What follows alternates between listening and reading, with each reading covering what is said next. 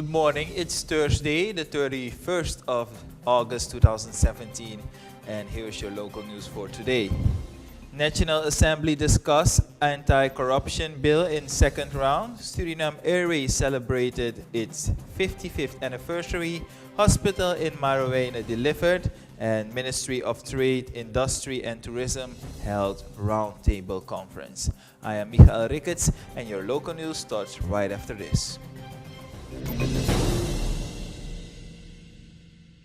In the National Assembly, the second round of discussion of the anti-corruption bill started.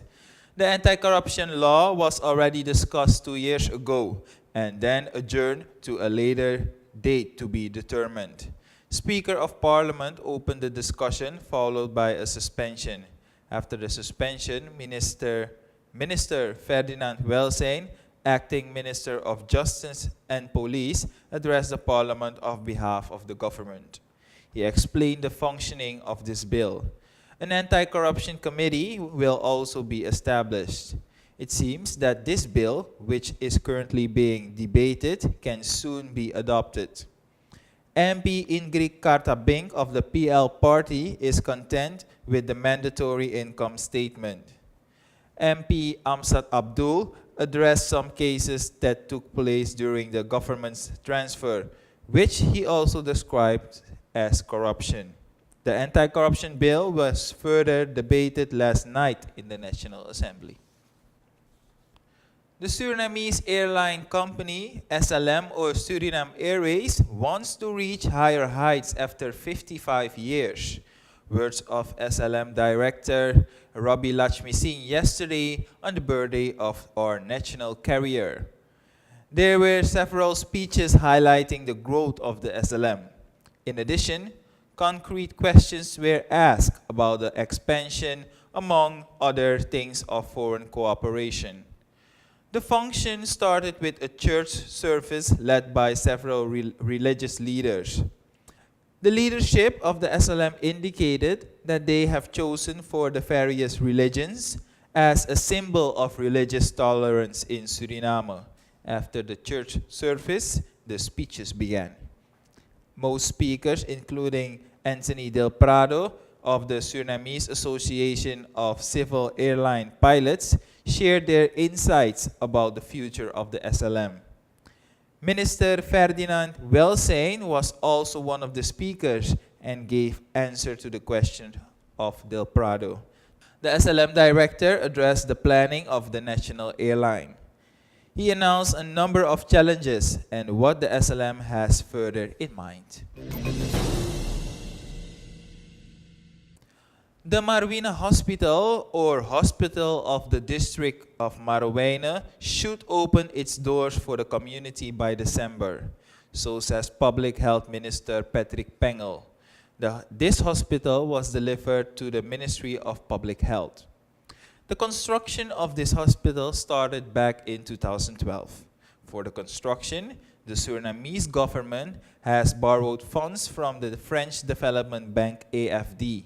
The construction and delivery of the hospital had various challenges, says Santusha Shangengwa of the Engineers and Architects Bureau SINTEC. The representative of the French government in Suriname is happy that her organization, together with the Surinamese government, made this project a success.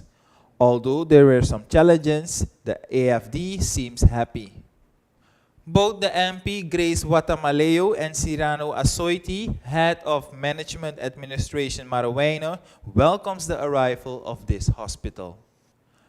And for our last item for today, under the theme Productivity and Economic Growth, Minister Ferdinand Welsijn opened a roundtable conference in the ballroom of Hotel Torarica. The Competitiveness Unit Suriname, CUS, of the Ministry of Trade, Industry and Tourism was in charge of the organization. The emphasis was placed on productivity growth in our country.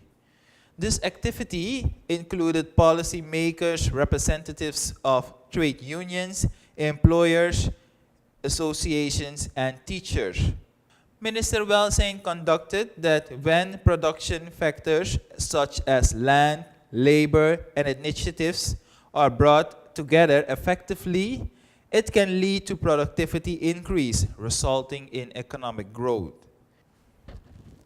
Minister Welsing conducted that when production factors such as land, labor, and initiatives are brought together effectively, it can lead to productivity increase, resulting in economic growth. Welsing added that productivity increase should also lead to diversification of our economy. The first lecturer was Carlos Elias, who is attracted as an international consultant by the ministry to prepare a strategic plan. He believes that productivity in our country can be improved. Do we favor working hard? Do we favor innovating and taking risks? Do we favor going out? Do we favor working for the private sector or for the public sector in Suriname? A young person that finishes high school, does this person aims to work for the private sector or for the public sector, and why? Does this person wants to go to university and then work for the public or the private sector, and why? Let's assume that we want to double Suriname's GDP per capita in 10 years, which we can, right? The previous experience shows that Suriname has the tremendous potential for growth. So if we want to double our income per capita in 10 years, we'll have to grow at about 7% per year. Sectors have already been identified by the CUS chairman Kenneth Fuaman to implement productivity enhancement measures. The Suriname National Training Authority is now being prepared to link labor and productivity together. And with this item, we've come to the end for our local news for today. Tomorrow is a national holiday, so there won't be no local news. We will be back Monday. Have a pleasant day and a great weekend.